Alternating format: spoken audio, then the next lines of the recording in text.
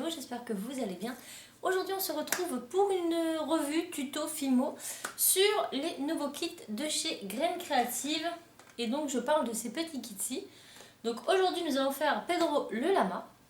Et je vais vous expliquer un petit peu ce que c'est. Donc ce sont des petites boîtes en plastique dans lesquelles vous allez retrouver tout le nécessaire pour réaliser un personnage. Donc on a Pedro le lama, on a Lily la licorne, on a Rosie et Pinky les flamants roses. On doit avoir une petite sirène, un footballeur et une autre petite fille. Donc il doit y avoir 6 figurines je crois au total. Et donc ce qui est intéressant c'est que vous allez vraiment avoir tout le nécessaire pour réaliser votre petit personnage. Donc moi j'ai réalisé Pedro, voilà. J'ai réalisé Pedro le lama. Je vous laisse tout de suite avec la vidéo et je vous retrouve à la fin pour vous donner mon point de vue sur le sujet.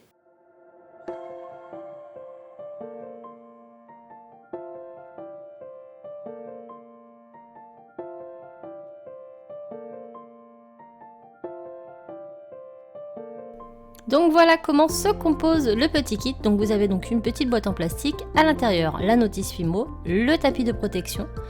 Vous avez 4 pains de Fimo, le tournesol, le framboise, le Sahara et le turquoise. On a une spatule, on a un petit bout de bois et une plaque pour le poser à la fin et on a bien évidemment le tuto au pas à pas. Donc d'abord, il nous est conseillé, et ça c'est ce que j'ai trouvé super bien, c'est de diviser tous nos pains. Donc on les place bien les uns à côté des autres et on va commencer à les couper. Donc je coupe en deux la totalité de mes pains. Ensuite, je coupe en deux les hauts, enfin les pains du haut. Je vais y arriver. Donc je coupe en deux les pains du haut et je coupe en deux les pains du bas. Et ensuite on va diviser en deux chaque pain. Le bleu, le fuchsia, le tournesol et le Sahara. Ainsi on a plein de petits morceaux qui vont nous permettre de créer notre première base. Donc d'abord on fait 3 petits carrés de rose et 3 petits carrés de jaune, on les mélange et on forme un œuf.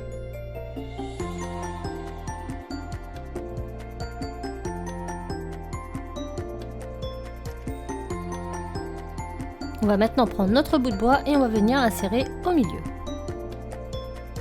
Maintenant on prend 3 petits morceaux de bleu et on va venir réaliser un boudin.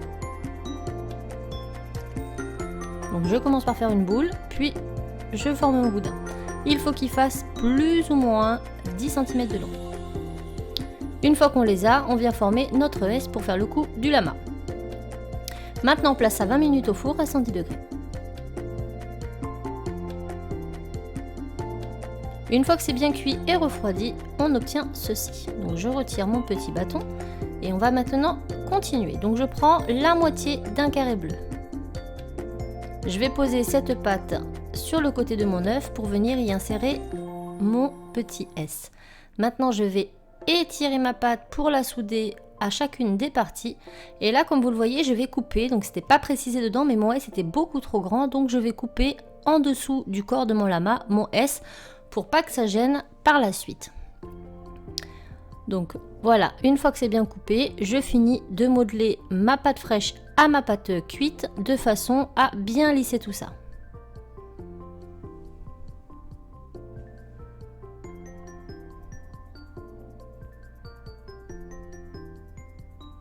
La base de mon corps est faite, je la place au four 20 minutes à 110 degrés.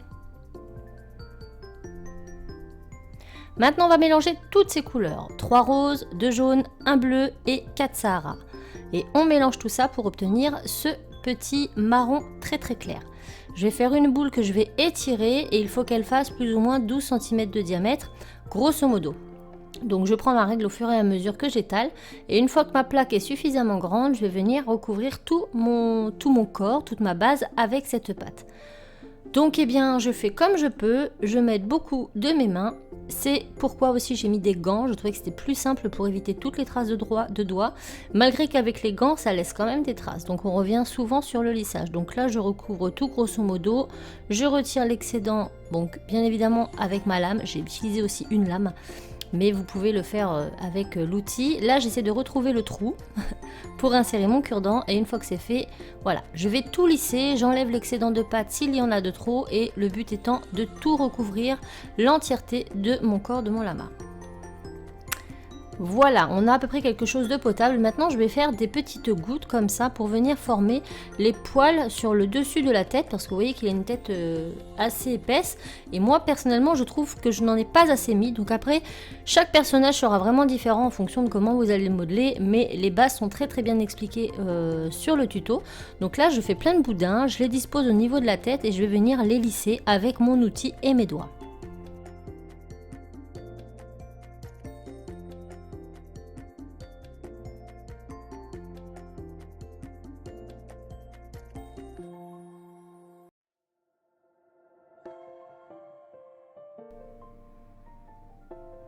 Une fois que je l'ai terminé, je prends un carré et demi de Sahara, je vais former un petit œuf et je vais le placer en fait dans le creux ici puisque c'est ce qui va représenter le museau de notre lama, enfin son visage.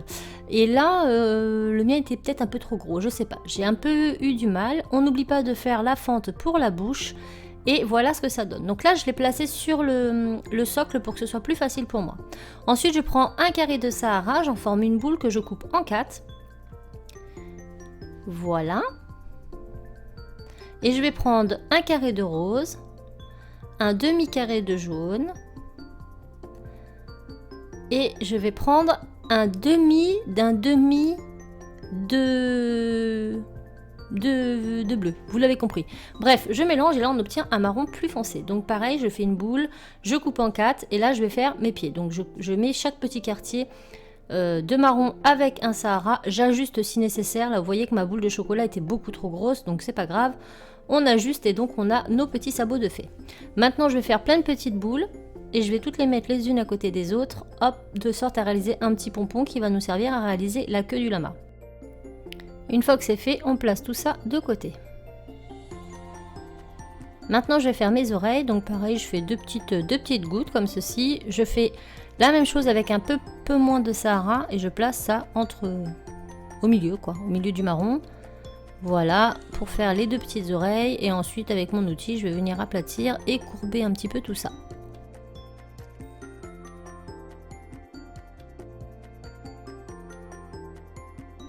On place maintenant les oreilles sur la tête du lama. On soude un petit peu avec l'outil, on met la petite queue et maintenant je vais venir mettre les pattes en mettant le marron toujours devant. Et voilà, maintenant on va prendre un ciseau et on va couper l'excédent de bois de façon à ce que ça rentre et que les pieds soient bien à plat. Maintenant je vais faire le bas du lama, donc je fais un boudin avec le marron plus clair.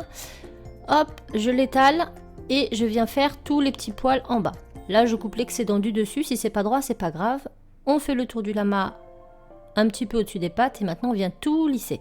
Donc c'est la partie la plus longue, on vient d'abord étirer la patte vers le lama et ensuite avec notre doigt on lisse tout ça. Là je viens faire l'entrejambe, donc je la marque tout simplement avec l'outil et bien sûr on fait ça des deux côtés. Et voilà ce que l'on obtient. Donc maintenant on va venir faire son petit tapis sur le dessus. Donc pour cela je vais couper tout simplement mon petit tapis que j'ai en modèle sur ma feuille. Je la place comme ça sur le lama et je viens couper le contour. Donc d'abord je marque de façon très très légère. Voilà, hop hop hop. Ensuite je retire mon petit papier et maintenant je viens accentuer. Donc là j'appuie très très fort. Et une fois que ce sera fait, on va retirer tout le milieu. Tout ça, hop, on l'enlève. Donc il vous suffit tout simplement de racler la pâte vers le haut du lama. Et comme elle n'est pas cuite, eh bien elle se décolle toute seule et laisse apparaître la partie cuite qu'il y a en dessous. Donc là, je retire tout délicatement. Je fais bien attention de ne pas endommager le reste et je prends mon temps. Voilà, donc maintenant je lisse un peu les contours. Je place ça de côté et on passe au tapis. Donc on prend du jaune, du bleu, du rose, du jaune, voilà. Avec le jaune et le bleu, on fait un vert et on va venir faire notre tapis. Donc j'étale le jaune à la même taille que mon petit tapis, je coupe les contours. Et normalement, vous voyez que ce sont des petites formes de zigzag. Et moi, je n'y arrivais pas avec l'outil en plastique puisque j'ai voulu faire ça principalement avec. Donc j'ai fini par abandonner et j'ai tout simplement fait des petites bandes. Ça fait tout aussi joli, mais si vous êtes un peu plus courageux que moi, eh bien prenez votre scalpel et faites des petits zigzags. Une fois que j'ai coupé mes petites bandes, je les place tout simplement les unes à côté des autres en mettant les couleurs que je veux. J'ai pas vraiment réfléchi aux couleurs que je mettais. C'est pas très important. Je fais une bande après l'autre comme ceci et ce jusqu'au bout. Maintenant, je viens étaler dans le sens des lignes, je remets mon tapis et je coupe les contours. Il vous restera plus qu'à faire quelques petits détails supplémentaires avec des pompons. Et si comme ici ça a sali votre tapis, un coup de lingette et on n'en parle plus. Une fois que mon tapis est fait, je le place sur le dos de mon lama et c'est déjà pas mal. Voilà, donc maintenant je fais un boudin de jaune assez fin que je viens lui mettre autour du cou pour lui faire son collier. Voilà, je soude bien à l'arrière, je fais pareil avec le reste de verre qu'il me restait et je viens le mettre juste en dessous. Je fais en sorte qu'il soit bien côte-côte, je coupe l'excédent et ensuite on va venir passer à la déco. Donc on va faire des petites boules, une bleue, une rose et une verte pour le devant du collier. Ensuite on va venir faire un petit pompon avec un petit peu de marron qu'on place juste en dessous et maintenant on fait des petites boules que l'on va placer autour de nos oreilles. Il ne vous restera plus qu'à faire les yeux et le museau et à passer votre création 20 minutes à 110 degrés au four sans la plaque de plexi. Et voilà ce que ça donne une fois verni.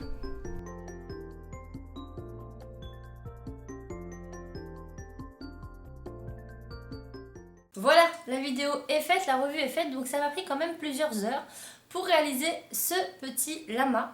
Alors, les points positifs que j'ai trouvé à ce petit kit, c'est qu'on a vraiment les couleurs, les dosages, tout est vraiment très bien expliqué comme vous l'avez vu dans le début du tuto. On nous explique de séparer chaque pâte en temps de quartier et avec chaque quartier on va faire telle et telle couleur.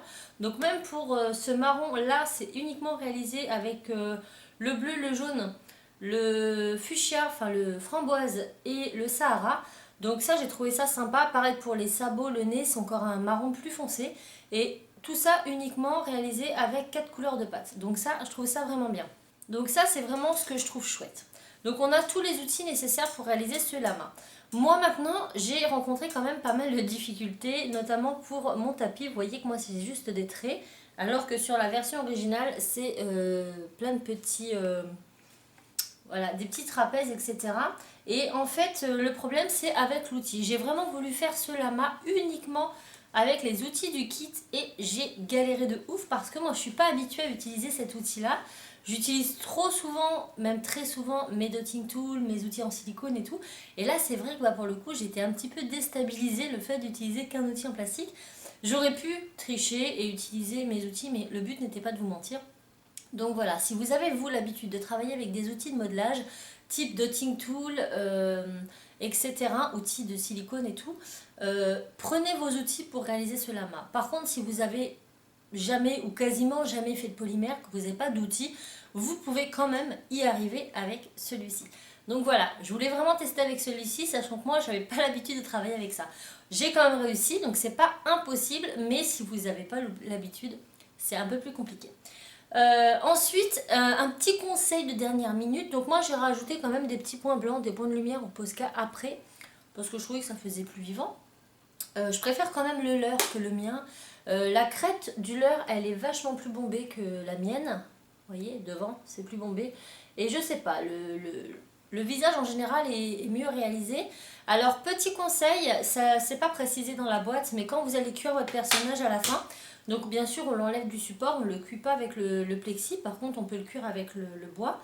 Et je vous conseille de le poser sur une petite boule en aluminium. Moi je ne l'ai pas fait, j'ai pas réfléchi, je l'ai posé comme ça. Et ce qui s'est passé, c'est que en fait j'ai complètement écrasé cette partie-là. Regardez mon visage ici, il est quand même assez bizarre. Ça en fait aplatit ce côté-là de mon personnage un petit peu sur certains détails que je venais de recréer.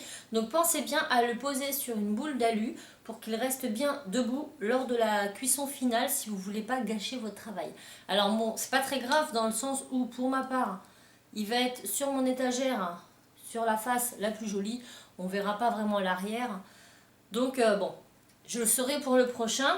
Voilà, c'est tout ce que je voulais vous dire. Moi personnellement j'ai bien aimé le concept de la box. C'est vrai que avec uniquement 4 pains de Fimo, on a quand même pas mal de couleurs. On a 6 couleurs au total. Donc c'est bien expliqué, c'est bien détaillé au niveau des proportions pour réaliser chaque couleur. Le tutoriel, lui, est bien détaillé aussi. C'est bien expliqué, j'ai bien compris. Et voilà, donc j'ai hâte de faire le prochain et voir si il est mieux. Bon, je vais pas vous mentir, j'aurais peut-être pas dû commencer par Pedro le Lama. C'est peut-être pas le plus simple à faire. Il a pas mal de détails, il a pas mal de difficultés. Donc si vous avez à acheter tous ces kits, finissez par celui-ci peut-être. Donc le prochain sera Lily la licorne, qui paraît déjà un petit peu moins complexe, je pense. Après, j'ai pas détaillé le tuto. Donc on verra ça. En tout cas, moi je suis très contente de mon petit Pedro. Je trouve les noms assez sympas. Donc le but de ces petites mallettes, en fait, c'est de réaliser votre petit personnage. Et il est donc c'est vendu avec une petite plaque en plexi. En dessous, il y a un petit bâton de bois. Et en fait, on va pouvoir les collectionner. Donc je trouve ça assez sympa.